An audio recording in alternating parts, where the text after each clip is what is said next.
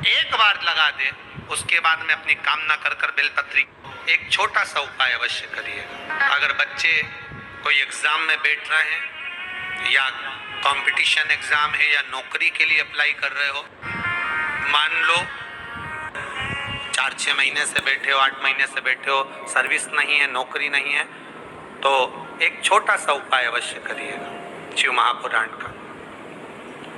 महाराज बेलपत्री के पेड़ के नीचे विराजमान होकर, बेलपत्री के पेड़ के नीचे जिसको नौकरी के लिए या एग्जाम में बैठ रहा है वो जल चढ़ाए, बेलपत्री के पेड़ के नीचे थोड़ा सा दूध चढ़ाए, फिर जल चढ़ाए और अपने राइट भाग में घी का दिया और अपने लेफ्ट भाग में तेल का दिया। किसी भी प्रदोष के दिन, प्रदोष काल में एक बार लगा दे, उसके बाद में अपनी कामना कर कर बेलपत्री के पेड़ के नीचे धोख लगाकर प्रणाम कर कर आ जाए और चले जाए इंटरव्यू के लिए, बाबा उत्तीर्ण करा ही देगा, नौकरी दिलाए।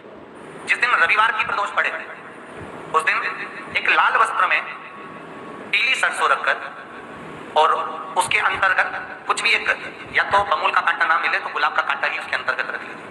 और मान लो कोई काम ऐसा है कि उसमें पैसा तुम्हारा आ ही नहीं गया, बहुत घाटे पर घाटा जा रहा है, नुकसान बहुत हो रहा है और कोई काम हो ही नहीं रहा, तो महाराज जिस दिन रविवार की प्रदोष पड़े उस दिन एक लाल वस्त्र में पीली सरसों रखकर और उसके अंतर्गत कुछ भी एक, या तो बमूल का कांटा ना मिले तो गुलाब का कांटा ही उसके अंतर्गत रख लीजिए और उसको शिव मंदिर का स्मरण कराकर शंकर भगवान का नाम लेकर रू भैरव, कौन सा भैरव है उसकी भी कथा भी आने वाली है। ये दारुक नाम के राक्षस का संहार करने के लिए जब माता अवतार लेगी तब शंकर भगवान बच्चे का रूप रखकर रोएंगे, तो शिव जी का एक नाम होकर रू भैरव। ये भैरव कहां पर रहता है तो कहा ये शमशान में रहता है। कहां रहता है ये भैरव? शंकर का जो एक अवतार है रू भैरव, ये भैरव अवतार शमशान में रहता है।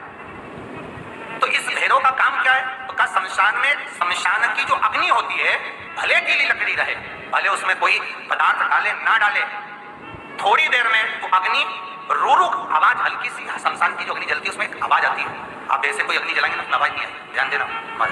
शमशान में अगर जो लोग गए होंगे मुर्दा जलाने के लिए, तो अगर वो एकांत में बैठेंगे तो उसमें से एक आवाज आती है रू रू। तो शिव पुराण कह रही है कि उस सरसों को, कांटे को रू भैरव का नाम लेकर जिस व्यापार जो नहीं चल रहा है, दुकान जो नहीं चल रही है, उस दुकान के सामने, उस व्यापार के सम्मुख में उसको जला दिया जाता है। ये करा जाता है रवि प्रदोष के दिन। कौन से प्रदोष? रवि प्रदोष के दिन, जो सुख का भान कराते हैं।